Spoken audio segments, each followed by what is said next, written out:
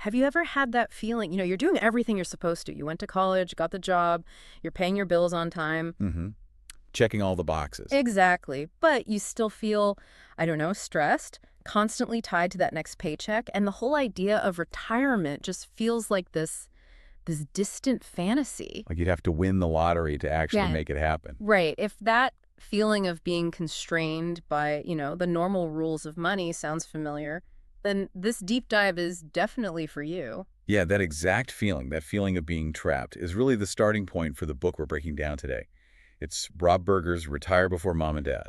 And his whole metaphor is that we're living in a kind of financial matrix, right? It is. He frames our whole conventional financial life as, Yeah. well, as an illusion. This idea of a normal reality where carrying debt is fine and retiring early is basically impossible for regular people. We've all been sort of conditioned to accept this 40-year plan, this path that really just forces us into dependence. But today, we're offering the choice, the red pill, to stick with the metaphor. The choice to wake up, to see the truth about what's actually possible with your money instead of just accepting the status quo. Our mission here is to pull out the essential, simple numbers and, maybe more importantly, the powerful mindset shifts from Berger's work. This deep dive isn't just about the goal of retiring early, even though that's, a fantastic outcome. It's about something more fundamental. It's about financial control. It's about gaining the freedom, the optionality, to go after what really matters to you, whether that's changing careers or traveling or just spending more time with your family. And you can do it regardless of your current income. It's about rewriting your own financial story. Okay, so let's lay out the plan. We're going to start by exposing 5 really deeply ingrained financial lies that hold most people back. Then we'll introduce you to what Berger calls your financial superpower. It's called the money multiplier, and it's the engine behind all real wealth. And finally, we'll give you a clear roadmap. We'll plot out the 7 levels of financial freedom, taking you step by step from living paycheck to paycheck all the way to total independence. So to really change your financial reality, you have to start by changing how you see it. We need to identify these invisible fences that keep people stuck. And before we get into the lies themselves, I think it's important to talk about who is telling us this. Why is Rob Berger a credible voice to challenge the system? That's a great point. So tell us a bit about his background. Well, what's so fascinating is that he comes from the very heart of the system that he's now critiquing. He was a successful litigation attorney for years. Okay. He was also a securities industry regulator, and then he was the deputy editor at Forbes. So this isn't some guru with a new idea. This is someone who understands the financial machine from the inside out. He knows all the complex tactics they use to keep people dependent. And it was his own journey that really gives this all its weight, right? He wasn't born into wealth. He lived that life, high earning, but also high spending. He absolutely did. I mean, despite a huge salary as a lawyer, he realized he wasn't actually free. His big transformation started back in 2005. He made this radical commitment to become completely 100% debt-free. Which, for a lawyer with student loans and a mortgage, is a huge deal. A huge deal. Right. And it took him until 2016 to get there, but he did it. And through really consistent, intentional investing, he was able to effectively retire multiple times over, starting at the age of 49. Wow. It just proves that this kind of drastic, intentional change is possible for anyone. It all just starts with dismantling those psychological barriers. Which is the perfect setup for what we're about to do. So let's dive right into these 5 lies that keep most of us trapped. Let's do it. Okay, lie number 1. Financial freedom requires a big salary. This has to be the first one because it's probably the most damaging lie out there. Oh, absolutely. It tells anyone earning a normal, average income that the door to real wealth is just. It's locked for them. And they can't ever get the key. Right. And Berger just says this is demonstrably false. He argues very convincingly that financial freedom has almost nothing to do with the size of your income. It has everything to do with your habits, specifically your savings rate. He uses an example in the book, right? With a $50,000 salary. He does, and it's so powerful. He takes someone earning a modest $50,000 a year. If that person simply commits to saving 10% of their income, that's $5,000 a year, and invests it wisely, that small amount, over a typical working life. With compounding. With the power of compounding, it can easily grow to over $3 million. The real wealth doesn't come from the size of the paycheck. It comes from the discipline of investing. The implication there is just massive. It means if you're earning an average salary but you're saving, say, 25% of it, you are in a much better financial position than a doctor earning $300,000 who spends $290,000. Exactly. The doctor is trapped. They're trapped by their high expenses no matter what their income is. The average earner who invests consistently, they're building an engine of freedom. Okay, that brings us to lie number 2. Financial freedom takes 40 years or longer. This is the lie that just kills your motivation before you even start. Yes, it pushes the reward so far into the future that what you do today feels totally insignificant. Why bother saving this $100? Retirement is 40 years away. It's a recipe for procrastination. It is. And the mindset shift here is so important. We have to reframe financial freedom as a progressive journey, not some single far-off destination. The benefits, like less stress, more security, more options, you get to enjoy those really early on. The moment you save your first month of expenses. Right. The moment you hit level 2 and have 3 months saved up, you feel it. You get these tangible, immediate rewards for your discipline, which keeps you going. And that leads right into the spending trap. And lie number 3, happiness is expensive. Advertising reinforces this one every single second of every day. This is where we run into what psychologists call the hedonic treadmill. Explain that for us. Well, the media is constantly linking happiness to buying stuff. You buy a new phone, a new car, whatever, and you get this temporary little boost of happiness. The dopamine hit. Exactly. But what happens next? Your emotional baseline just snaps right back to where it was before. So you have to go out and consume again to chase that same fleeting feeling. It's a cycle you can never win. It's a hamster wheel of consumption designed to keep you perpetually dissatisfied. Yeah. And the book really urges us to question every single purchase. Ask yourself, is this thing genuinely going to make my life better for the long haul? Or is it just a quick, temporary fix for something else? That question is key because the research is so clear on this. There's a point of diminishing returns when it comes to income and happiness. There is. The book points to studies that suggest our emotional well-being often peaks somewhere in the $60,000 to $75,000 income range. Why there specifically? Because that's the level that generally covers all your necessities. It provides security. But it often lets you avoid the massive increase in stress, the longer hours, and the higher spending that's required to earn in $200,000 or $300,000. So the person making $150 but spending $140 to keep up appearances is actually less free. Way less free. Yeah. And probably less happy than the person earning $70,000 who's saving $20,000 of it. It all comes back to a core truth. Freedom comes from controlling what you spend, not just what you earn. Control your spending, you control your time. That's the whole game. Okay, let's move on to the more practical barriers. Lie number 4. Investing is complicated. This is the one that causes so many people to just freeze up. Total inaction. And the financial industry loves this lie. They benefit enormously from making everyday investors feel completely overwhelmed by jargon and complexity. It leads to one of 2 bad outcomes, right? Right. Either you do nothing, your money just sits in a savings account getting eaten by inflation, or you end up relying on these expensive, actively managed funds and advisors who, frankly, usually underperform the market anyway. The promise of this path is that the actual mechanics of building wealth are incredibly simple. They really are. You focus on low-cost, broadly diversified funds, you set it on autopilot, and you completely bypass the need for all that confusing terminology and the high fees. Simplicity is your best friend in long-term investing. And finally, that brings us to the last one, lie number 5. Debt is a fact of life. Ugh. This one is so insidious because society makes it feel so normal. From the moment you turn 18, you're encouraged to get a credit card, take out a car loan, take on massive student loans. It's presented as just a normal part of being an adult. But it's not. Debt is literally stealing from your future self.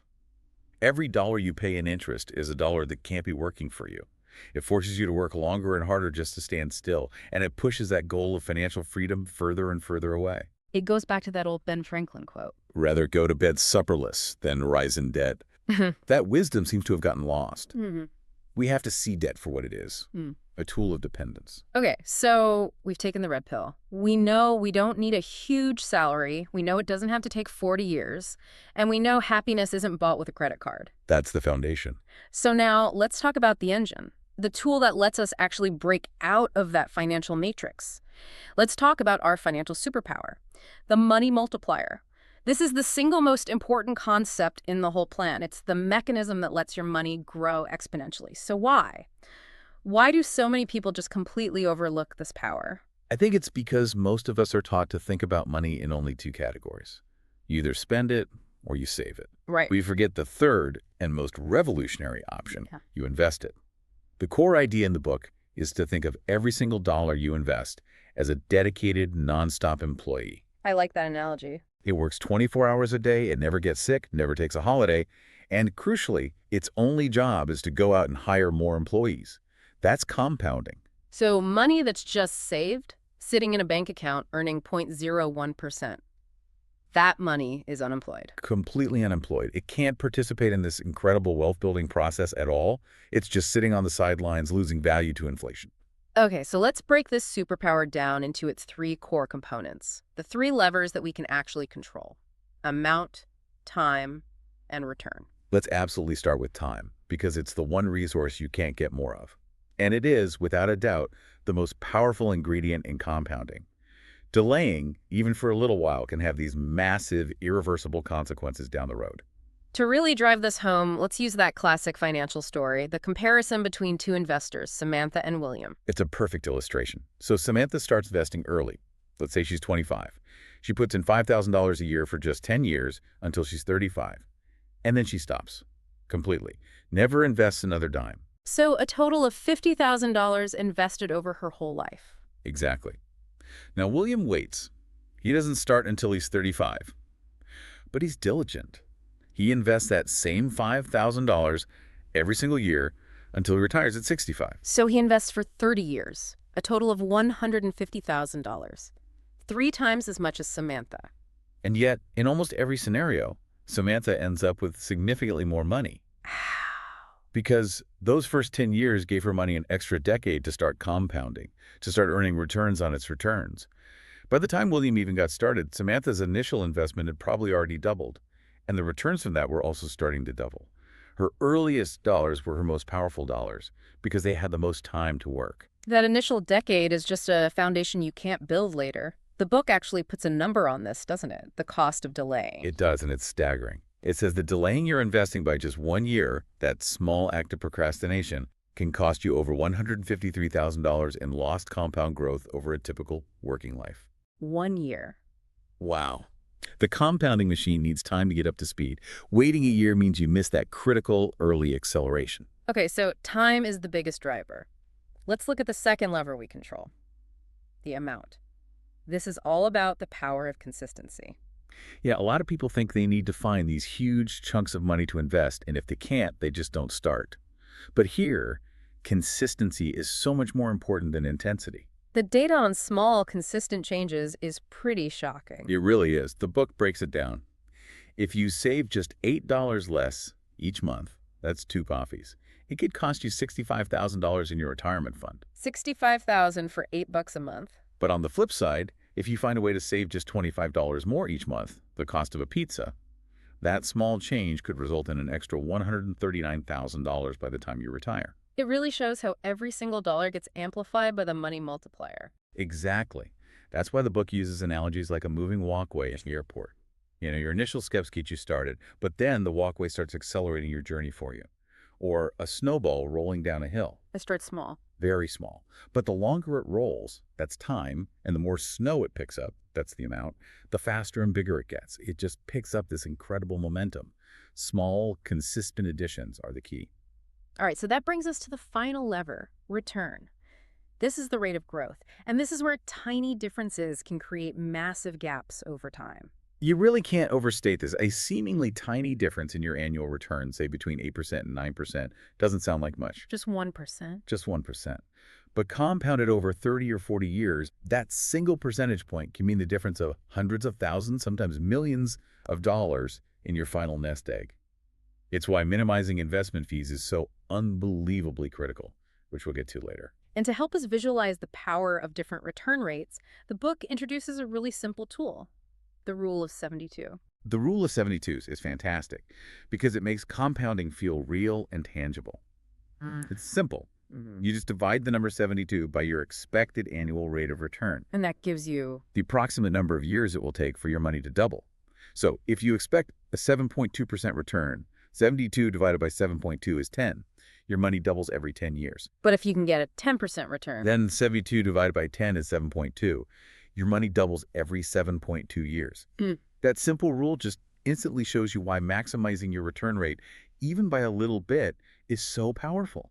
Okay, let's put all three of these levers together now and walk through the book's central case study, the one that just completely demolishes that first lie about needing a huge salary. I love this part. Okay, let's go back to that person earning a $50,000 salary. They commit to saving just 5% of it. That's $2,500 a year over 45 years. Okay, scenario A. They save the money, but they just stick it in a jar or maybe a basic savings account with basically zero real return. What happens? After 45 years of diligent saving, they would have about $112,000, which, is not nothing, but it's barely enough to live on for maybe a year or two. Pretty discouraging. So scenario B, they invest that same modest amount, $2,500 a year, and they get a historically conservative annual return of 9.3%. Now, their total doesn't just double or triple. It absolutely skyrockets to $1,708,072.76. It's an unbelievable number. And here's the most important question. In that final total of over 1.7 million, how much of it was their own money? How much did they actually save from their paychecks? Only about $112,500. The rest, the life-changing wealth, came from the investment growth. Let me just repeat that. So more than 93% of the total wealth came from the investment returns, from the compounding, not from their own savings. And that, right there, is the proof. That's the superpower. It confirms that your financial destiny is defined by your habits and by giving compounding time to work, far more than it's defined by the size of your paycheck. That case study is it's undeniable proof that this is possible, but you need a target to aim for. Which brings us to the roadmap. The 7 levels of financial freedom. Let's start with the end goal. What is level 7? Level 7 is what the book calls ultimate financial freedom. It's pretty simple to define. It's the point where you can live comfortably off the income from your savings and investments without ever needing to work for money again. It's total optionality. The freedom to choose exactly what you do with your time every single day. Exactly. And the key insight, the thing worth repeating over and over again, is that getting to level 7 depends almost entirely on how much you spend, not how much you earn. Right, because your spending dictates the size of the goal. Absolutely. Your required freedom fund is a direct multiple of your annual expenses. So if you can find a way to lower your annual spending from, say, $60,000 to $40,000, you've just permanently lowered the finish line. You've cut over $500,000 off the size of the nest egg you need to build. I love the quote from Berger on this. Lowering your expenses is like lowering the hurdles in an Olympic race. It just makes getting to the finish line so much easier. So let's walk through these 7 levels, and let's focus not just on the financial definition of each, but on the psychological feeling, the real-world impact of hitting each milestone. Okay, so level 1. 1 month of expenses saved. This is the crucial first step. Why? Because it breaks the paycheck-to-paycheck cycle. Psychologically, that's huge. It's everything. You've broken that chain of anxiety. You have a buffer. It means a small emergency, like a parking ticket or a minor bill, doesn't automatically send you into high-interest credit card debt. Okay, next is level 2. 3 months of expenses saved. This is your basic emergency fund. You've now established a real safety net. This covers most of those mid-level financial shocks, a big car repair, an unexpected trip to the dentist. The shift here is you've gone from just reacting to problems to being proactive and secure. Then we move to level 3. 6 months of expenses saved. This feels like real security. It is. Yeah. This gives you genuine confidence, especially around your job. Yeah. If you get laid off, you now have a solid 6-month runway to find a new job or retrain or pivot without that crushing panic of immediate survival. This is the level where people start to feel like they can take a risk, maybe move to a job that pays a little less but is way more fulfilling. Exactly. You're no longer trapped. Okay, level 4, 1 year of expenses saved. This is where you start to feel real leverage. Leverage, how so? With a full year of expenses in the bank, you have serious negotiating power in your own life. You can push for a raise at work, demand better conditions, or walk away from a toxic environment without desperation. And at this point, you're really starting to see the money multiplier work. Your investment gains are becoming a noticeable part of your net worth. Your money is visibly working for you now. It is. Then we get to level 5, 5 years of expenses saved. This is a huge milestone, but the book says it's also a potential danger zone. A danger zone, why? because you see this big, substantial number in your account, and you can feel a sense of premature safety. It's easy to get complacent, to ease up on your savings rate, to let lifestyle creep set in. Berger warns you have to maintain momentum here to get through the final sprint. Okay, so push through that. Level 6. 10 years of expenses saved. This is a major psychological barrier to cross. Oh, it's massive. Mhm. At this level, the income your investments generate should start to match or maybe even exceed what you spend in a year. Think about that for a second. You could live off just the gains without ever touching the original money you saved. Right. Your need to actively work for a living is fundamentally shifting from a necessity to a choice. You are profoundly financially secure. And finally, level 7. 25 years of expenses saved. Ultimate financial freedom. Now, to get here, we rely on a core rule of thumb for retirement. The 4% rule. Let's define that really clearly. Go for it. The 4% rule is a guideline that suggests you can safely withdraw 4% of your investment portfolio in your first year of retirement and then adjust that amount for inflation each year after. If you do that, there's a very high probability, like over 95%, that your money will last for at least 30 years. And that simple rule is how you calculate your target number, your freedom fund. It is. If your annual expenses are $40,000, you just multiply that by 25. Because 40,000 is 4% of a million. Exactly. So your target is $1 million. If you spend $60,000 a year, your target is $1.5 million. It's a direct, simple calculation based on your spending. But a question I'm sure people have. The 4% rule is based on historical market returns. What happens if you retire right into a huge market crash or a period of really high inflation? How do you mitigate that risk? That's a critical point. And the book is clear that the 4% rule isn't a rigid law. It's a flexible guideline. To handle risk, your portfolio has to stay growth-oriented, meaning a good chunk, 60–75%, is still in low-cost stock funds. The bonds are there for stability. And you have to be flexible with your spending. That's the key. If the market tanks in your first couple of years of retirement, you might need to drop your withdrawal rate to 3% for a year or two, or maybe skip the inflation adjustment. The whole plan is built on having control over your expenses so you can adjust if the market forces you to. Okay, so we have the goal, we have the roadmap, and we understand the engine of compounding. But the discipline, the actual habit of saving, that's where most people get stuck. It's the hardest part. It all starts with that mindset shift, which Warren Buffett puts so perfectly. Do not save what is left after spending, but spend what is left after saving. You have to put your freedom first. And that leads right into Berger's very practical 3-step framework for making saving a priority. It's simple and it works. Save first, automate, separate. Let's break that down. Save first is the psychological part. You're paying your future self first. That's the most important bill you have each month. But automate is the real magic. That's the mechanism that makes it stick, because it completely removes willpower from the equation. And we all know willpower is a finite, unreliable resource. So you set it up so that the moment your paycheck lands, a percentage, 10, 15, 30%, whatever your goal is automatically transferred out. Out of sight, out of mind. Before you even have a chance to think about spending it. The second you have to make a conscious choice each month, the hedonic treadmill has a chance to win. Automation removes that choice. And the third step, separate, adds another layer of protection. Yeah, you have to put that automated savings into a totally separate online account or brokerage. If that money is just sitting in your main savings account right next to your checking, it's way too easy to dip into for an impulse buy. You create a little friction. Exactly. When the money is separate, those employee dollars have their own dedicated workspace. They can get to work compounding without any interference. This 3-part habit is absolutely fundamental to breaking the cycle of dependence. And this process really shows the power of small changes, which brings us back to that famous and sometimes criticized latte factor. People love to knock it for being too simple, but the underlying truth of it is profound. Right. It's not really about the coffee. It's not about the coffee. It's about recognizing the opportunity cost.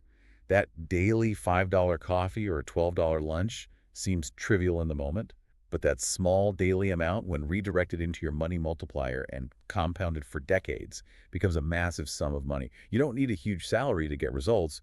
You just need intention. And that intentional scrutiny gets formalized in what the book calls the money audit. This is how you find those hidden savings without making sacrifices that actually make you less happy. It's a crucial, actionable exercise. And so many people just skip it. So walk us through the 4 steps of a proper money audit. Okay, step 1 is simple. List all of your monthly bills and expenses and be totally honest and exhaustive. Housing, subscriptions, insurance, food, everything. Got it. Step 2. For every single item on that list, you have to question its necessity and its desirability. Ask yourself, does this expense genuinely bring me sustained happiness, or is it just a habit? If you have 3 streaming services but only ever watch one, the other 2 are just low-value habits. Okay, step 3 is about finding alternatives. Right. Determine if a less expensive option exists. This is where the big savings are often hiding. Can you bundle your insurance? Can you switch to a cheaper cell phone plan? Can you refinance a high-interest loan? Can you negotiate your cable bill? And finally, step 4 is just to do it. Implement the changes. Reduce the costs that don't add to your quality of life. And the key is, this isn't about sacrifice. It's about efficiency. Switching from expensive takeout to healthy meal prepping might save you a ton of money and make you healthier. The audit just shows you where your money is going to low-return activities. The book uses a story to show the long-term impact of this audit, contrasting 2 people, Don and Wendy. Yeah, it's a great illustration. Don is all about immediate pleasure. He buys the new truck with a high-interest loan, signs up for every channel, eats out constantly. So his spending is always high. Always. He's perpetually stuck at level 1 or 2.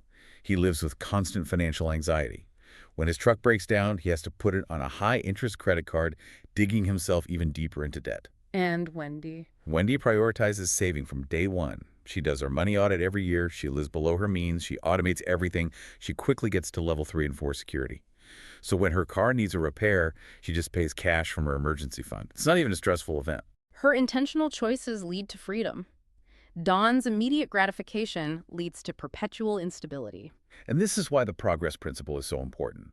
When you look at the final goal, a $1.5 million freedom fund, it feels impossibly big. It's paralyzing. So you have to focus on small wins. You have to. As Van Gogh said, great things are done by a series of small things brought together. Research shows that seeing small, regular progress is the single greatest motivator there is. So let's make that actionable with saving rates. We know every single percentage point makes a huge difference over time. The map is so clear. A decent 20% savings rate will get you to full financial freedom in about 31 years. Which is already better than the standard 40. Much better. But if you can push that, if you can get to a 30% savings rate, you cut that timeline down to about 25 years. And if you can really get aggressive and hit a 50% savings rate, you can reach freedom in just 17 years. That's incredible leverage over your own life, over your time. But what if a 50% rate just seems impossible right now? Then you use incrementalism. You set small, achievable goals. If you're at 10% today, make a goal to get to 11% next year, then 12 the year after. Or there's that great strategy of automating your races. It's one of the best tricks. Anytime you get a raise, a bonus, or a tax refund, you automatically designate half of it to go straight to your investments. You never even get used to having it. These small, consistent actions build confidence and create unstoppable momentum. Okay, we've got the mindset, we've got the spending habits. Now we need to talk about the mechanics, how to make your money actually grow. This is where people get scared and fall for line number 4, that investing is too complicated. Yeah, they panic.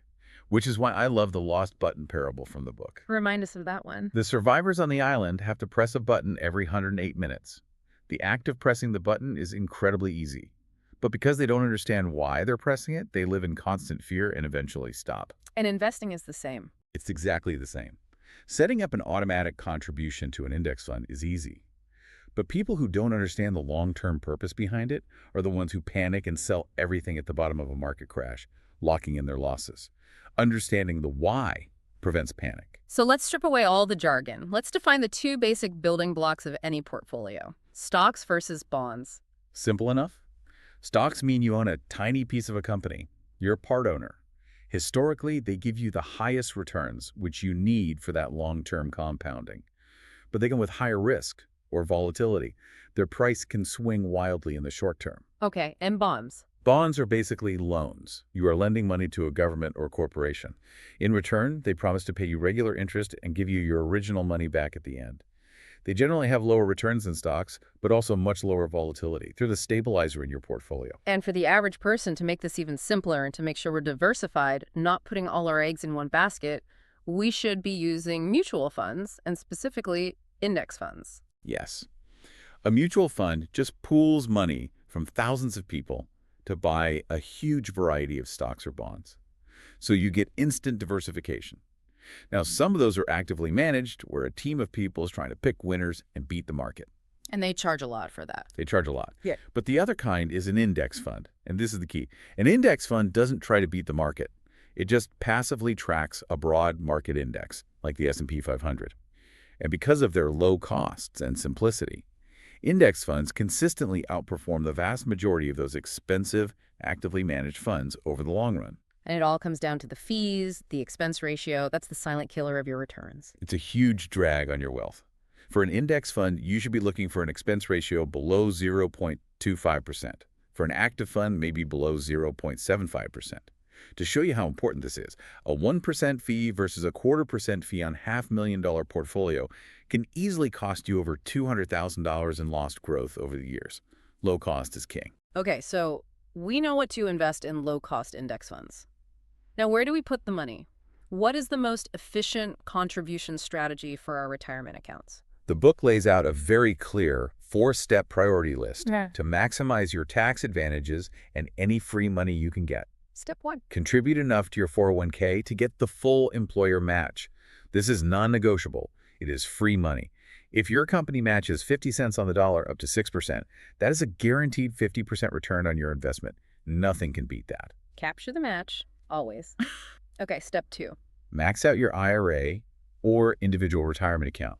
Here you usually have 2 choices, a traditional IRA or a Roth IRA. What's the difference? With a traditional IRA, you use pre-tax money, so you get a tax deduction today, but you pay taxes on everything when you withdraw it in retirement.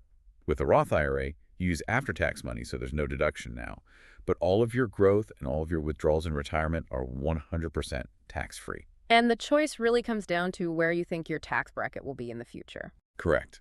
If you think you'll be in a higher tax bracket in retirement, which is likely if you follow this plan and become financially free, the Roth is usually the better choice. Yeah. You lock in today's lower tax rate, but the main point is you need to max out one of them. Got it. Step 3. Fund a health savings account, HSA. If you're eligible, you need to have a high deductible health plan to qualify. This is, hands down, the best retirement account in existence Why is that? because it has a triple tax advantage. Your contributions are tax deductible. The money grows tax-free. And withdrawals for qualified medical expenses are also tax-free. It's the only account that does all 3. And if you don't use it for medical bills, you can just withdraw from it, like a traditional IRA after age 65. And finally, if you still have money left to invest after all that, step 4 is Go back and maximize your 401k contributions up to the annual limit. Following that 4-step ladder ensures you are using the most powerful tools available to supercharge your money multiplier. we can't finish this practical plan without tackling the biggest obstacle for most people, the debt dilemma. Debt is the anti-money multiplier. It's working against you every single day. It increases your monthly spending, which increases the size of the freedom fund you need to build. It locks you in. The book makes a distinction between good debt and bad debt. It does. Good debt is things like a reasonable mortgage or strategic student loans that increase your earning power. Bad debt is high-interest credit card debt, expensive car loans. Basically, any debt for a depreciating asset, that's what you have to attack immediately. So what's the strategy? Do you stop investing completely and throw every single penny at the debt? No, it's about balance and priority, not strict sequencing. The very first step is you have to stop acquiring new debt. You have to stop the bleeding. After that, you attack the high-interest debt aggressively while still investing enough to get your full employer 401k match. So just to be clear, if my employer matches up to 3%, I invest that 3% to get the free money. Always. And then every dollar after that goes to my 25% interest credit card. Precisely. Because paying off that credit card is a guaranteed 25% return. No investment can promise you that. So you attack any debt with an interest rate above, say, 7 or 8%, but you never, ever give up the guaranteed 100% or 50% return from your company match. It's a balanced approach that tackles today's problems while still building for tomorrow. #outro. This has been an incredibly comprehensive system. We've unmasked the lies that keep people financially dependent. We've unlocked the power of the money multiplier, and we've laid out the 7-level roadmap to freedom. And we've covered the practical habits and clear investment priorities you need to actually make it happen. The core message really is so simple and consistent. Financial freedom is achieved by managing your expenses and putting the money multiplier to work for you. It's a progressive journey, and every small win builds momentum. It does. And a final word to the parents who might be listening. Remember the encouragement from the book. It's never too late to start this journey. These same strategies can help you realign your own path. I mean, wouldn't it be fun to achieve financial freedom right alongside your kids? That's a great thought. But before we close, it's important to add some broader context. This framework is all about individual effort and accountability, which is absolutely essential. But we have to acknowledge that the path isn't equally easy for everyone. That perspective is vital. You have economists like Thomas Piketty who remind us that structural issues, inequalities in wealth, education, access to capital, can make this path much harder for some people no matter how hard they work. So what's the takeaway? The takeaway is that the advice in this book provides a powerful toolkit for maximizing your potential within the system you're in. By focusing on what you can control, your spending, your saving, your habits, you gain power over the levers that are actually available to you, regardless of those outside forces. It all comes back to intentional choices and building good habits. Which brings us to the final provocative thought we want to leave you with today based on that core analogy from the book. Okay. If your money is an employee, what job have you given it? Is it currently working hard to buy you freedom and optionality, aggressively investing and compounding every single day? Or is it working to maintain your chains of debt and consumption, making sure you stay forever tied to that next paycheck? A powerful question. The journey to level 7 starts right now, no matter what level you're on today. It starts with that next intentional, disciplined choice.